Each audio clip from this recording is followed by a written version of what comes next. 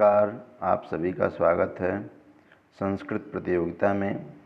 आज हम श्री भर्तृहरि विरचित नीति शतकम का पाठ करेंगे और श्लोक के माध्यम से यह जानेंगे कि भर्तृहरि ने किस प्रकार से वर्णन किया है। सर्वप्रथम मंगलाचरण से प्रारंभ होता है। किसी भी ग्रंथ का प्रारंभ मंगलाचरण से होता है, अतः मंगलाचरण में वर्णन किया गया है जो दिशाओं में किसी भी प्रकार से बांधे नहीं जा सकते, ऐसे ज्ञान स्वरूप निर्विकार तेजोमय स्वरूप ब्रह्म का नमस्कार किया गया है। इसी भाव को श्लोक में व्यक्त किया गया है। दिक्कालाद्यनवच्छिन्नानंत चिन्मात्र मूर्तये स्वानुभूतेकमानाय नमः शांताय तेजसे। जो अवच्छिन्न रूप से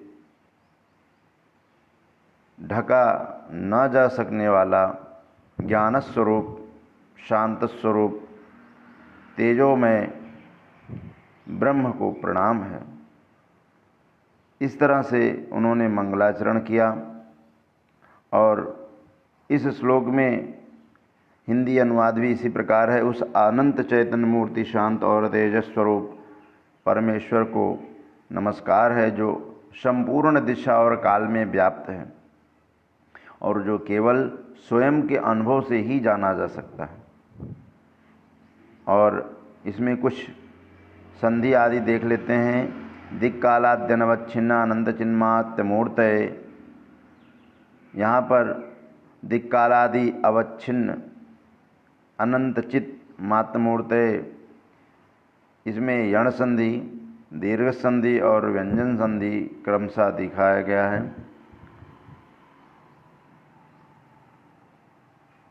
स्वानुभूति एकम आनाय, यण संधि हुआ यहाँ पर, दीर्घ संधि स्वर संधि हुआ है। आगे कुछ समास महत्वपूर्ण है जो प्रश्न में पूछे जाते हैं। दिशस्य कालश्चेति दिक्काला, इतरेतर द्वंद्व समास हुआ यहाँ पर।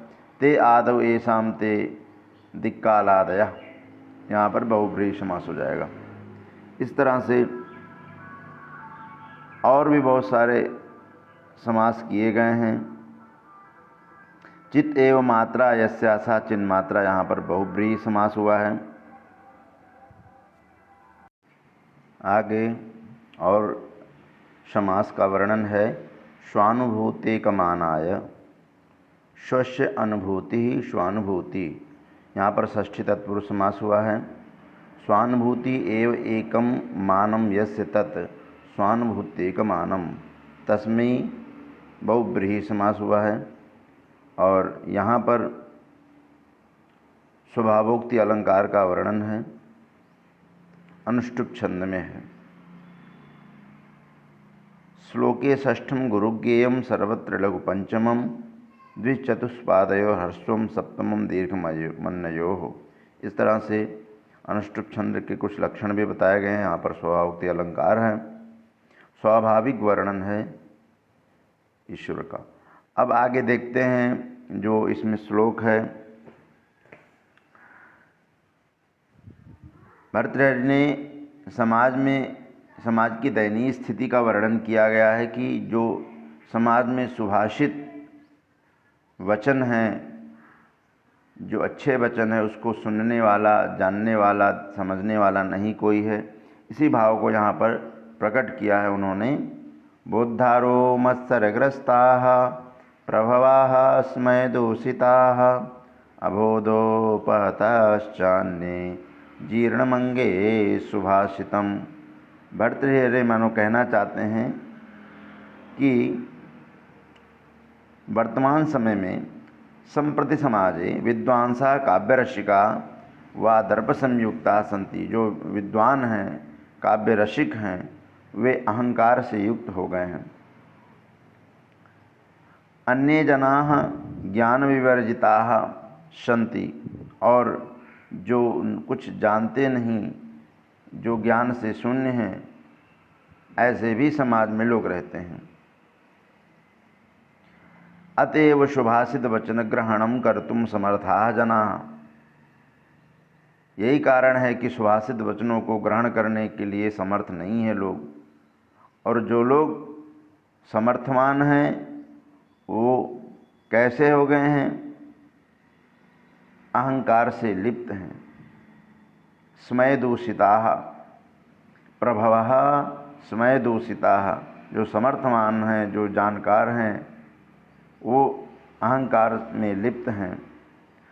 अबोधोपहतः जो अज्ञान से युक्त हैं, अबोध हैं, उनकी भी भला क्या बात है। अतः भर्तृहरि यह कहना चाहते हैं कि जो हमारे शुक्ति वचन हैं, जो सुभाषित हैं, वो हमारे शरीर में नष्ट हो रहे हैं। जीर्णमंगे सुभाषितम।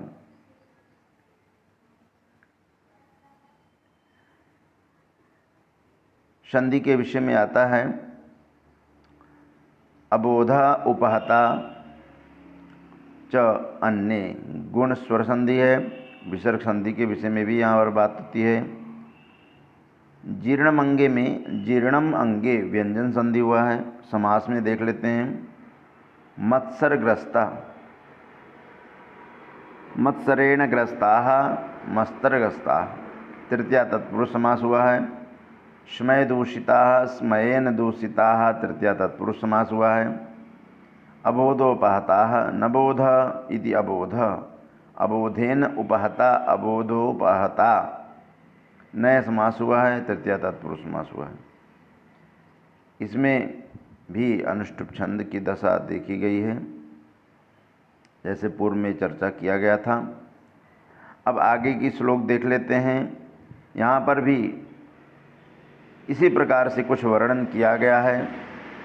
अज्ञः सुखमाराध्यः सुखतरमाराध्यते विशेषज्ञः ज्ञानलव दुर्विदग्धं ब्रह्मापि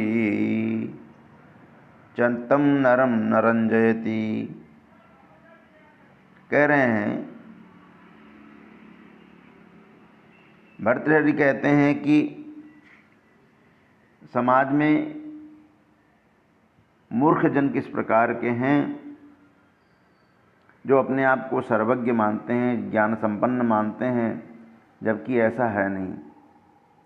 किसी मूर्ख व्यक्ति को आसानी से संतुष्ट नहीं किया जा सकता है। इसी बात को यहाँ पर कहा गया है। और वह मूर्ख कैसा हो?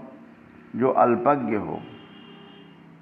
अज्ञः सुखम आराध्य, न जानने वाले को अच्छी प्रकार से समझाया जा सकता है। जो अज्ञानी है, जैसे कोई विद्यार्थी है, वह जानकार नहीं है, तो शिक्षक मन लगा के पढ़ाता है और समझ जाता है। सुखतरम आराध्यते विशेषज्ञ। जो विशेषज्ञ है, जानकार है कुछ विषय का, उसको और भी आराम से और भी सुखतर रूप से समझाया जा सकता है। किंतु ज्ञान लव दुर्विदग्धम, जो थोड़े ज्ञान से विदग्ध हो गए हैं, अहंकार से युक्त हैं, ऐसे लोगों को नहीं समझाया जा सकता। इस तरह के यहाँ पर भाव है। और कौन नहीं समझा सकता है? ब्रह्मापि च तम नरम नरंजयति। उसको प्रसन्न नहीं कर सकता, ब्रह्मा भी प्रसन्न नहीं कर सकता। इस तरह के भाव देखने मिलते हैं। कुछ संस्कृत में भी अनुवाद है। अज्ञ अनासेन प्रसादयितुं शक्यः भवति। जो अज्ञ है यानी अज्ञानी है, उनको सरल पूर्वक समझाया जा सकता है। शक्यः भवति। विशिष्ट ज्ञान संपन्नस्तु, जो विशिष्ट ज्ञान से संपन्न है, जन्म अति सरलतया प्रसादयितुं शक्य। अति सरल पूर्वक उसको समझाया बताया जा सकता है। परंतु ज्ञानलेशेन एव आत्मानं पंडितम, जो थोड़ा ज्ञान प्राप्त करके अपने आप को पंडित बने हैं, ऐसे मन्यमानस्तम, अहंकार से युक्त हैं, ऐसे नरम विधाता अपि प्रसादयितुं न शक्नोति। विधाता भी, ब्रह्म भी नहीं समझा सकता। इसी बात को यहाँ पर वर्णन किया गया है। कुछ संधि समास की चर्चा यहाँ पर हो जाए। सुखम आराध्य व्यंजन संधि हुआ है। सुखम आराध्य। और समास में ज्ञान लव दुर्विदग्धम, ज्ञानस्य लवः, ज्ञान का एक कण, ज्ञान लवः, षष्ठी तत्पुरुष समास है।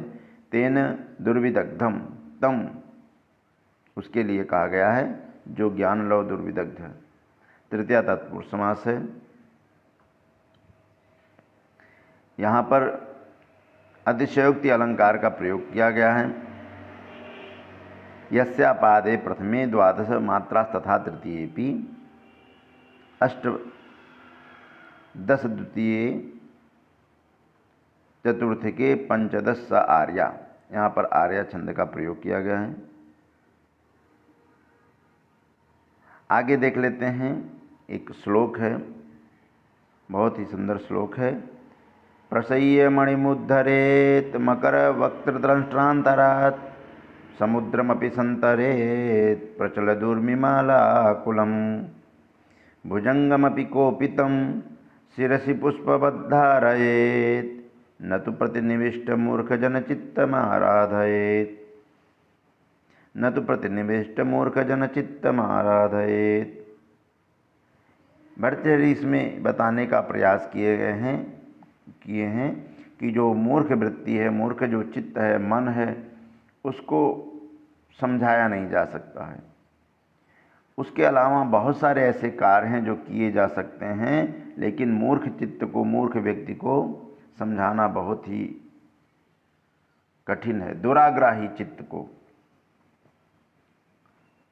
बहुत सारी बातें उन्होंने कहा है कि मगरमच्छ के मुख से, दाढ़ों से, उसके बीच से मणि को निकाला जा सकता है, यह संभव है।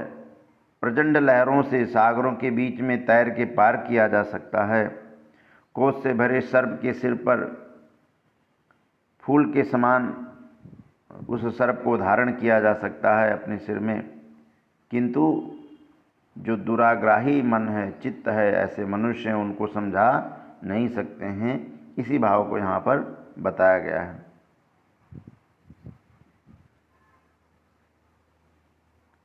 संस्कृत में कुछ इस तरह के भाव हैं। भर्तृहरि कहते हैं, कवि कथयति यत् जनः मकर मुख दंत मध्यभागात् बलपूर्वकं यत्नं रत्नं बहि निष्कासयितुं शक्नुयात्। प्रयास करने पर मगरमच्छ के मुख के अंदर दंत के मध्य भाग से बलपूर्वक रत्नों को या मणि को निष्कासयितुं शक्नुयात्, समर्थ हो सकता है। उत्थतोर्मिमालान्वितं सागरम, जो उसकी माला उठती है, उसकी जो लहरें उठती हैं, अपि तीर्त्वा हस्ताभ्याम, दोनों हाथों से तैर करके, समुल्लंघयितुं शक्नुयात्, उसको लांघ सकता है। कुपितं सर्पमपि सुमन सदृशम मस्तके, जो क्रोधित सर्प है उसको सुमन के समान, पुष्प के समान मस्तके स्थापयितुं, मस्तक पर रखने के लिए शक्नुयात्, समर्थ हो सकता है। किंतु दुराग्रह जनचित्त येन केन प्रकारेणापि प्रसादयितुं न शक्नुयात्, किसी भी प्रकार से उसको समझाना, बताया नहीं जा सकता है, उसको पार नहीं पाया जा सकता है। इसी बात को यहाँ पर उन्होंने बताने का प्रयास किया गया है, बताया है। आगे देख लेते हैं। इसमें कुछ दीर्घ संधि हैं, कुछ व्यंजन संधि हैं जो कि सरलता पूर्वक समझा जा सकता है। समास में देख ले रहे हैं। मकर वक्त्र दृष्टांतरात्, मकरस्य वक्त्रम, मकर वक्त्रम षष्ठी तत्पुरुष समास हुआ है। तस्मिन् दृष्टा, यहाँ पर सप्तमी हो जाएगा। इस तरह से तासाम अनंतरम, अंतरम षष्ठी तत्पुरुष समास। प्रचल दुर्मिमालाकुलम, यहाँ पर कर्मधारय समास हुआ है। इस तरह से प्रतिनिविष्ट मूर्खश्चासु मूर्खजनश्च प्रतिनिविष्ट मूर्खजनः कर्मधारय समास हुआ है। तो महत्वपूर्ण जो समास है उसको इस तरह देखा जा सकता है।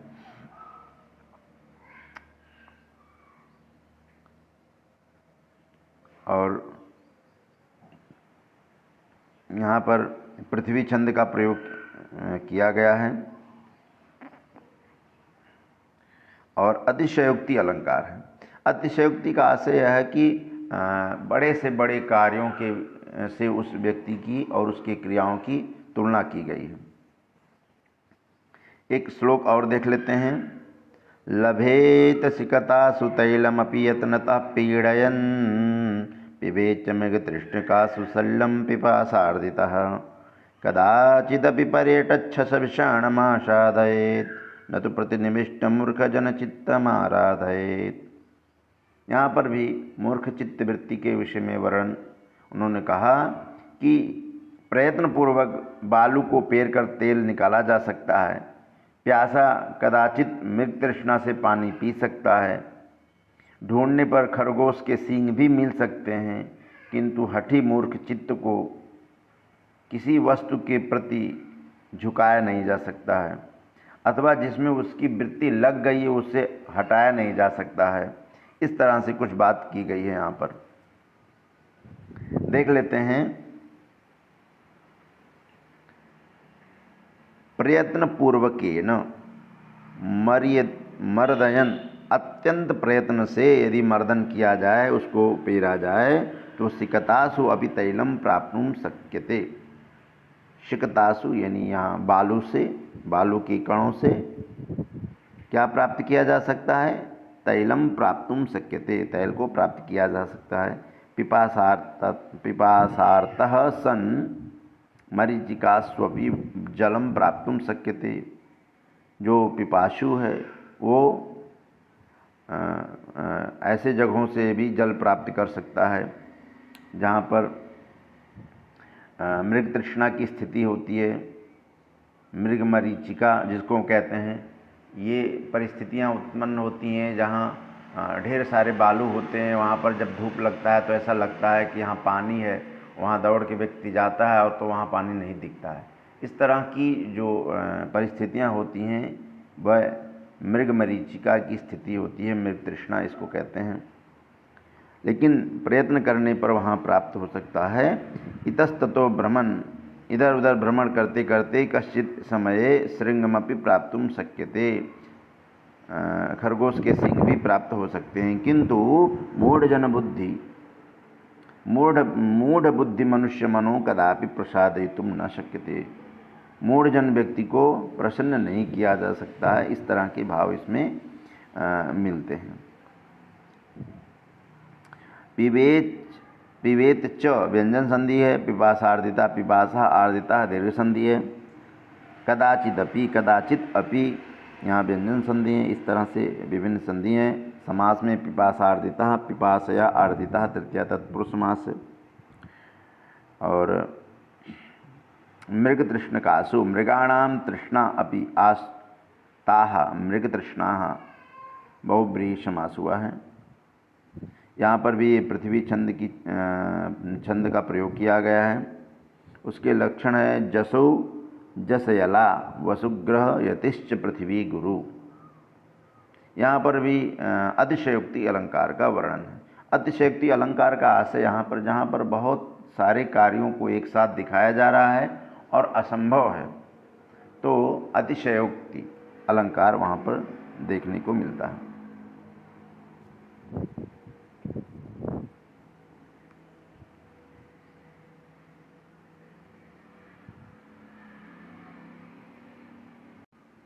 तो आज के लिए इतना ही रखेंगे। अगले वीडियो में हम छठे श्लोक का वाचन और उसके भावों को सुनेंगे। इस तरह से क्रमशः नीति शतम का पाठ होगा। आप सभी मित्र इसे ज़रूर देखें और अनेक बार इसका अभ्यास करें और अपनी सभी मित्रों को भेजें। चैनल में नए हैं तो इसको लाइक सब्सक्राइब करें। धन्यवाद।